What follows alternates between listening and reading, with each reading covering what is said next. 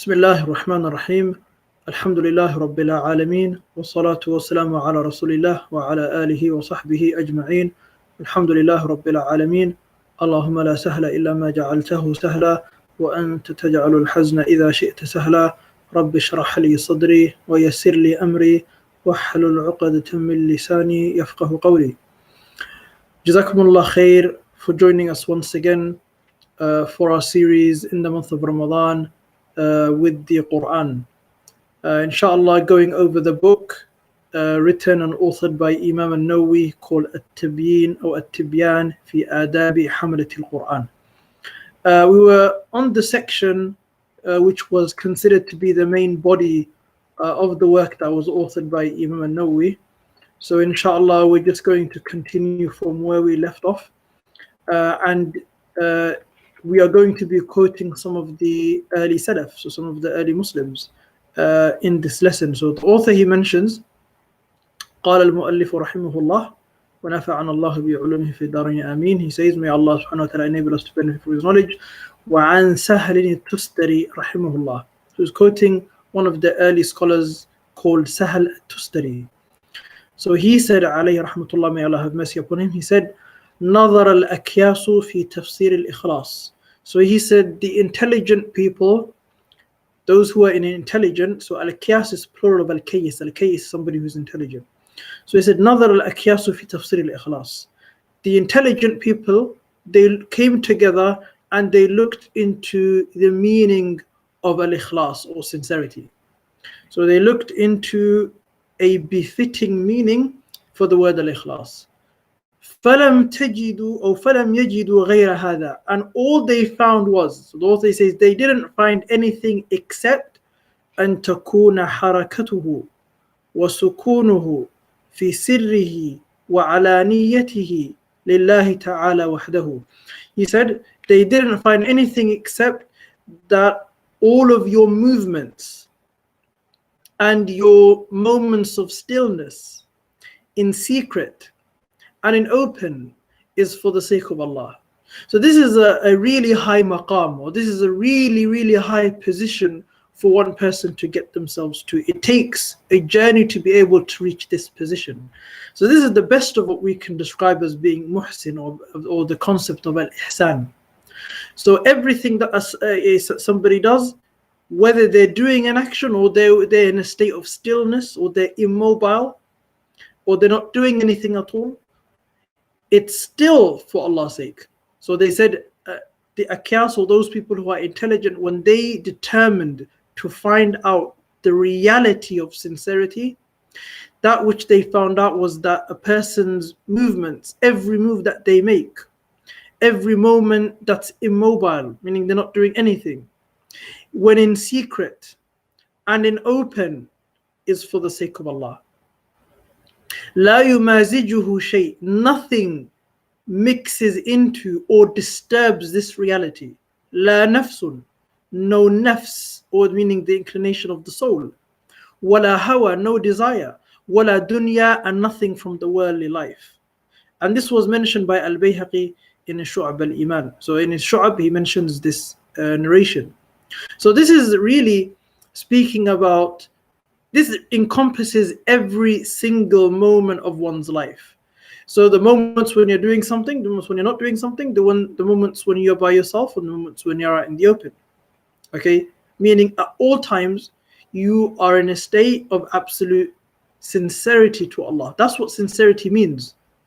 And then the author, he says, this sincerity or this reality isn't disturbed by the inclination of the soul. Meaning if there is an inclination, they can be. So the whole point is that there can be an inclination of the soul. However, that inclination does not disturb this sincerity. So meaning it's kept separate. Whereas for many people, the inclination of the soul overpowers, the person's sincerity. So a person who might have even wanted or desired to do something sincerely for Allah's sake, you find that their sincerity has become overpowered by that inclination of their soul, or because of a strong desire, or because of something in the worldly life that has come into this person's attention. So something which is very, very serious then. So al-ikhlas, or to be sincere, it takes a lot of work. And this is where we refer back to the verse of the Quran, قَدْ أَفْلَحَ مَنْ زَكَّاهَا وَقَدْ خَابَ مَنْ دَسَّاهَا. Successful is the one who purifies it, and debased is the one who ruins it. So this is the reality of the soul. If a person trains themselves to reach this level of sincerity, this is a person who's truly succeeded. And if a person doesn't reach sincerity, then they've only managed to debase their souls even further. So it's something which is absolutely serious. So, but this narration also gives us an indication of those things which are dangerous to one's sincerity. So not only is it important for us to develop sincerity, but it's also important for us to kind of understand what are those things that I need to be very careful from disturbing any sincerity that I may have. So the author, he says, the nafs, or the inclination of the soul. So the soul sometimes gives suggestions, okay?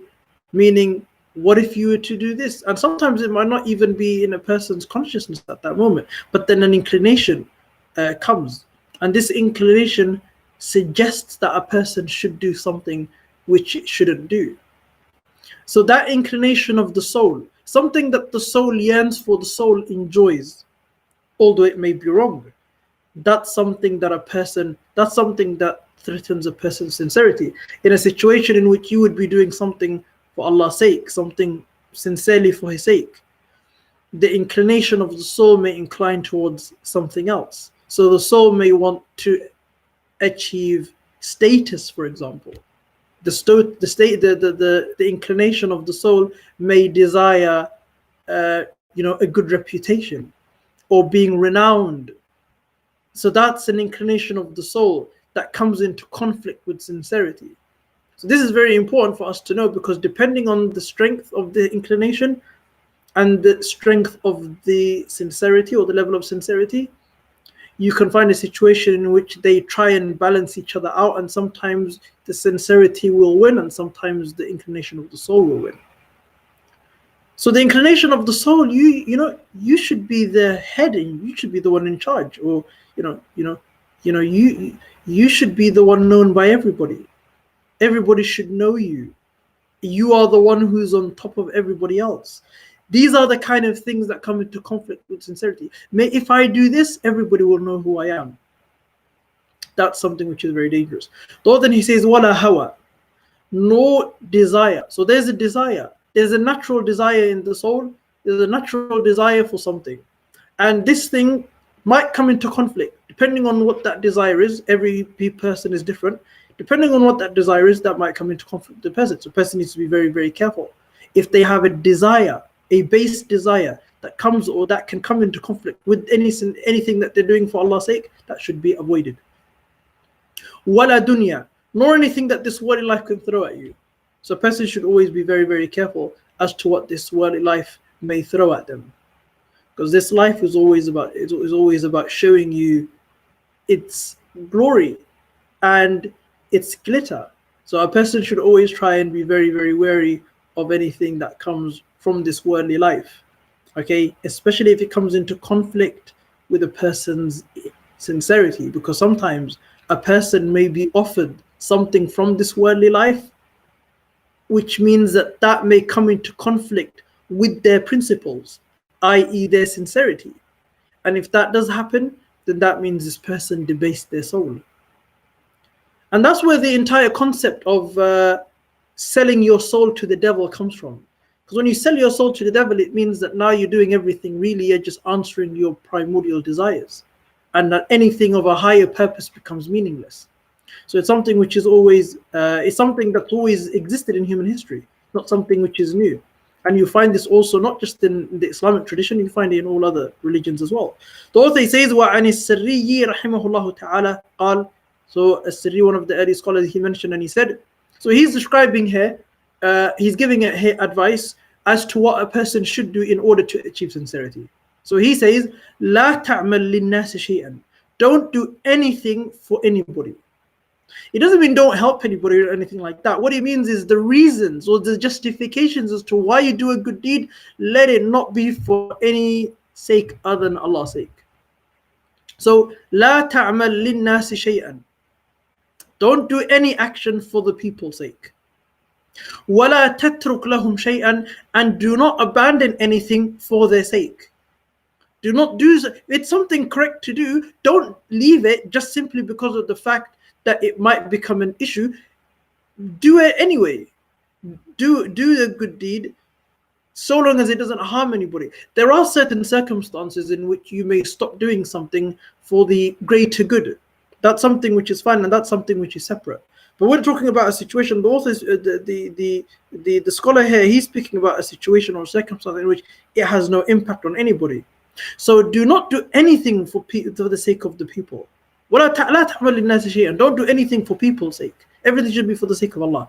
Do not abandon anything also, or stop doing anything for their sake. So don't stop doing a good deed simply because of the sake of the people.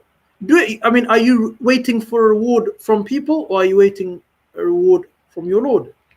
وَلَا تُعْطِي لَهُمْ شَيْئًا. Don't give them anything. The author he mentions here, quoting As-Sirri. Don't give them anything. So As-Sirri is saying don't give them anything at all, meaning for the reasons as to why you're doing your action. So the sincerity here, let it not be remotely something that is for somebody else. Let it be something that you do for Allah's sake. وَلَا تَكْشِفْ لَهُمْ شَيْئًا. And do not expose, okay, or reveal anything to them, to anybody, okay? Because your actions that you do should be a secret affair between you and your Lord. That's what it should be. So everything that you do, it should be a personal secret. So what you're doing outwardly, what you're manifesting outwardly, should have nothing to do, or should have some kind of separation from that which is on the inside. In the sense that nobody needs to know what's going on here. This you're doing it for Allah. That's the inwardly. The outwardly, you do everything that you can. But inwardly, you understand that the reason why you're doing this is for the sake of Allah. And that's something which is very important. And the last two statements that we made kind of indicates to us that there needs to be some level of balance. Okay? And that's what Imam al-Qushayri refers to in this next quote. And he says, the author says, وَعَنِ الْقُشَيْرِي رَحِمَهُ اللَّهِ.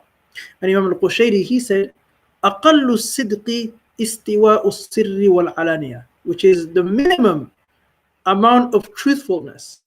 So being truthful to Allah. The minimum of what it means to be truthful to Allah is that there needs to be a balance. There needs to be an equilibrium between that which is inward and that which is outward. So that which is in secret and that which is in the open. Okay? So there needs to be some kind of equivalency.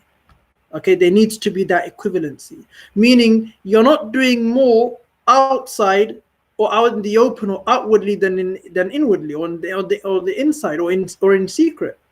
Okay? And had it not been for the fact that there would be nobody outside, had it not been for that fact, you wouldn't,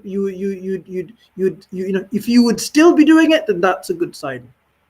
Okay, so that's pretty much what Al-Qushayri is saying here. So there needs to be that equivalency. If you're only doing things outside in front of people, and had they not been there, you wouldn't have done it. Or you don't do nothing in secret, but everything about you is just what you manifest on the outside, and you only care about your your outward manifestation, but you have no care about your inward reality, then this is a person who can never truly be sincere, and this person will never reach the maqam of truthfulness.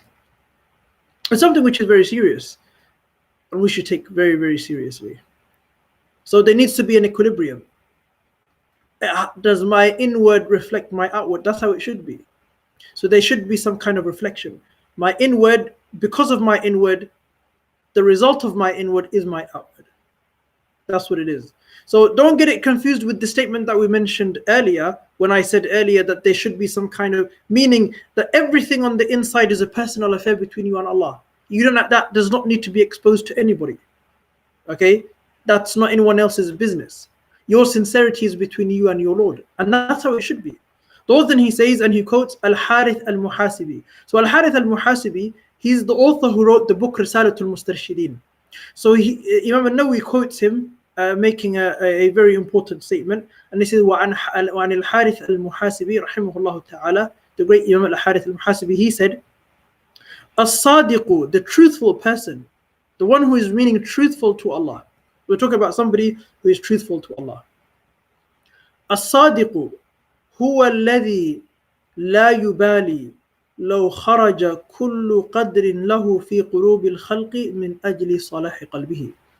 He says the truthful person, or the one who is truthful to Allah, is the one who doesn't really care or is not bothered if every single person or the entirety of creation lose all of their respect for him in relation to him or her working towards the betterment of their heart and the rectification of their heart. So if my journey to become better and to become closer to Allah and to rectify my soul will only mean that I will be given blame by people, or people will lose their respect for me, then so be it. A sadiq, a person who's truthful, doesn't really care. So the person who's truthful doesn't really care if they are on their journey, that every single person would then lose what respect that they've had for this person when this person is doing everything that they're doing for the betterment of their own soul. لا يبالي لو خرج كل قدر له في قلوب الخلق من أجل صلاح قلبه. So it's a very, very amazing statement that he made. Sometimes we kind of care about what people think. Sometimes what people think is that which only matters. So if that's the case, then what does that say about who we are? And what does that say about our inward reality? If our inward reality is one in which we only care and we're only doing everything because of the sake that people are looking at us and people have a certain amount of respect for us, or we have a certain status in society, or people look at us in a certain way, and I'm not willing to lose that, whatever the circumstances, I'm not willing to lose that at all, no matter what happens, then is that sincerity? Absolutely not. Is that being truthful to Allah? Absolutely not. As-Sadiqu, the one who is truthful, huwa alladhi la yubali, the person who's truthful is the one la yubali. He doesn't really, or she doesn't really care too much. لو خرج كل قدر له في قلوب الخلق. If they lose all of their respect, or if the people or the creation were to lose all of their respect for them in relation to their journey of betterment of their hearts. So the betterment of their hearts and the reclination of their hearts and the rectification of their hearts and to purify their soul, if that means that I would lose a lot of people along the way, and I would lose a lot of people, and many people would not have love in their hearts for me anymore, or respect me as much anymore, then that's fine. They wouldn't care. So the person who's truthful doesn't care, because ultimately they weren't doing it for the creation anyway. That's the whole point. So it wasn't for the sake of the people that they were doing what they were doing. It was already for the sake of Allah. So it doesn't really matter. People's opinions doesn't really factor into why they're doing what they're doing. So that's a sign of truthfulness, and that's a sign of sincerity. Sometimes, it's quite interesting because we may disagree with people who think differently to us, but we can kind of understand that at least, this person is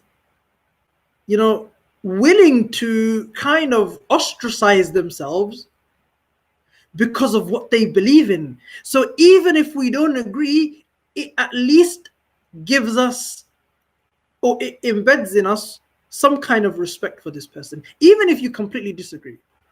And that's something which is interesting. And this comes from this is from Allah subhanahu wa ta'ala. You gain an inclination of respect to somebody despite your disagreement with them, simply because of the fact that they are doing something that they truly believe is true. And that could be absolutely wrong what they're doing. It could be absolutely, completely incorrect. But the fact that they are doing something, that shows that they're truthful in their sense, in their own world, which is quite interesting. Then he says, and the statement is continuing, so this quote is continuing. وَلَا يُحِبُّ اطِّلَاعَ النَّاسِ عَلَى مَثَاقِيلِ الضَّرِّ مِنْ حُسْنِ عَمْلِهِ, which means, and this person doesn't wish for, nor do they desire, that anybody is exposed to even the smallest and the most minute amount of good deeds that they've done or that they're doing. So you should never, if we want to be sincere, we should not wish for, or I wish the person just walks in right now while I'm praying. I wish that person just takes a glance at me just to see that I'm reading the Quran. I wish so-and-so just recognizes and acknowledges the fact, that I've memorized this much of whatever. That's what he's talking about here. If we're truly truthful, we're really truthful to Allah, then we shouldn't desire that anybody is exposed to any good deeds that we're doing. If we could do it in secret, that's where it should be.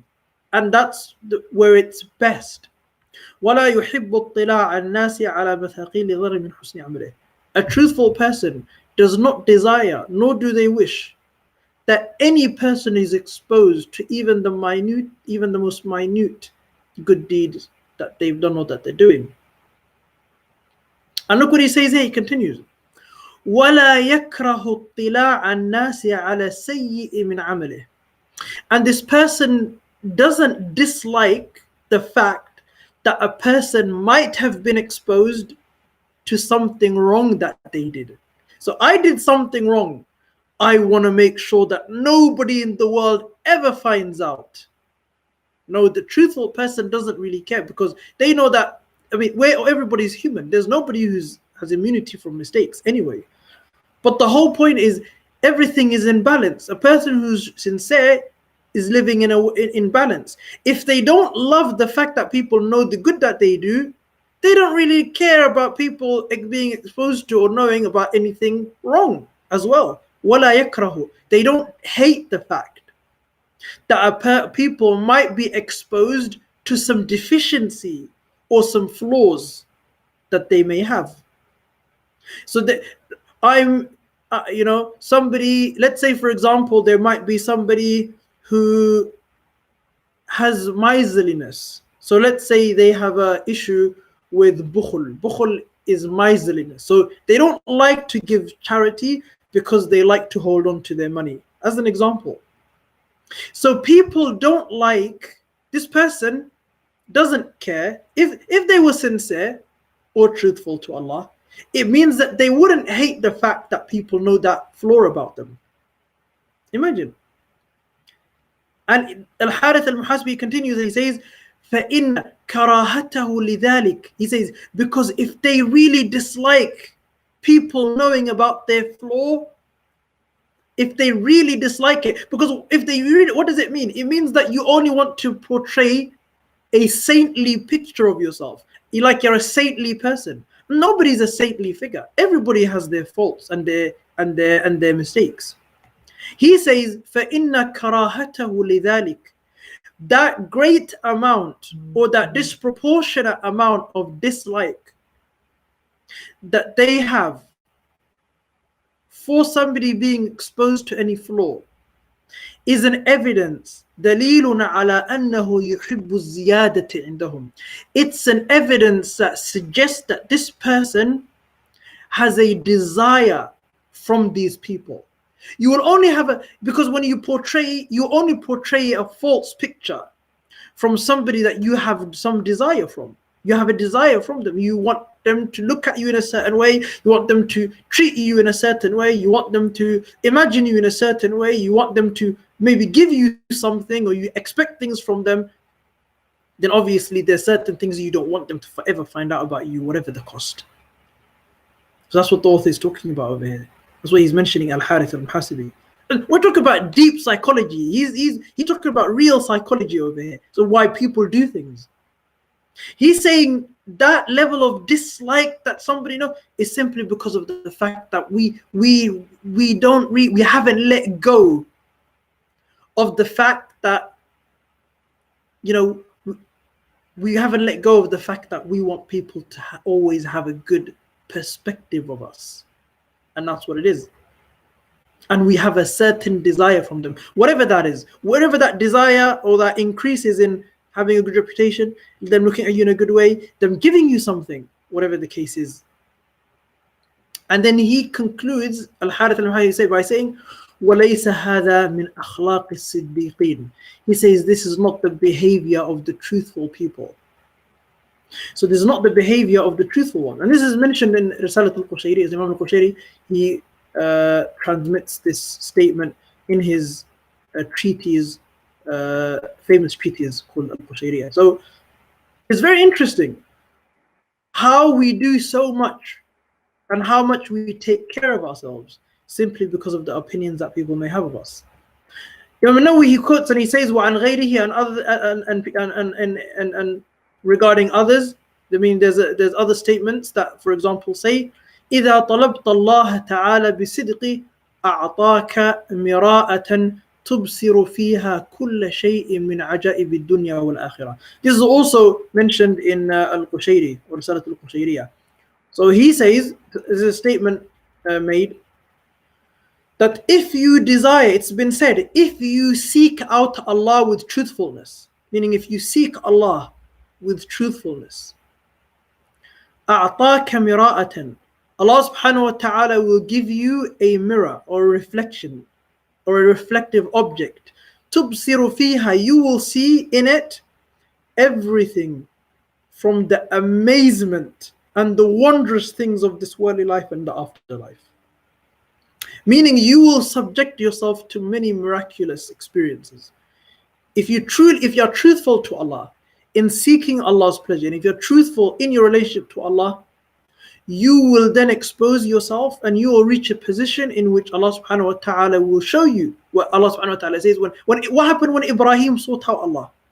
وَكَذَلِكَ نُرِي إِبْرَاهِيمَ مَلَكُوتَ السَّمَاوَاتِ وَالْأَرْضِ وَلِيَكُونَ مِنَ الْمُوقِنِينَ. Allah subhanahu wa ta'ala says, we showed Ibrahim the dominion of the heavens and the earth so that he can be from the people who have absolute certainty. So if you seek Allah out with truthfulness, Allah will give you that reflective object or mirror in which you will see all of the wondrous things in this worldly life and the afterlife. So you will see things which will amaze you, that you would have ever been experienced by the human being. And then Imam Nawawi, he says, وَأَقَاوِيلُ السَّلَفِ فِي هَذَا كَثِيرَةٌ. And the statements made by the early Muslims are many. He says, أَشَرْنَا إِلَى هَذِهِ الْأَحْرُفِ مِنْهَا. We only mentioned a few in this section. تَنْبِيهًا عَلَى الْمَطْلُوبِ, just to give notification and to give just to make it aware in relation to that which we are undertaking. وَقَدْ ذَكَرْتُ جُمَلًا مِنْ ذَلِكَ. He goes, I mentioned some of this already. مع شرحها, with a commentary, في أول شرح المهذب, in the beginning, on the introduction of the commentary of Al-Muhadhab. So Imam al-Nawawi, he wrote a commentary on a book called Al-Muhadhab. This book is written by Abi Ishaq al-Shirazi, and Imam al-Nawawi wrote a commentary on it called Al-Majmu'. So he says, in the beginning of Al-Majmu', I quoted many of these statements, similar statements that we mentioned here, along with a commentary on it. And then he said, وَضَمَمْتُ إِلَيْهَا مِنْ آدَابِ الْمُعَلِّمِ وَالْمُتَعَلِّمِ, and I included therewith the etiquettes of the teacher and the student, وَالْفَقِيهِ وَالْمُتَفَقِّهِ, the jurist and the aspiring jurist, مَا لَا يَسْتَغْنِي عَنْهُ طَالِبُ عِلْمٍ, that which is incumbent for any student of knowledge to know, that which any student of knowledge cannot be or cannot do without.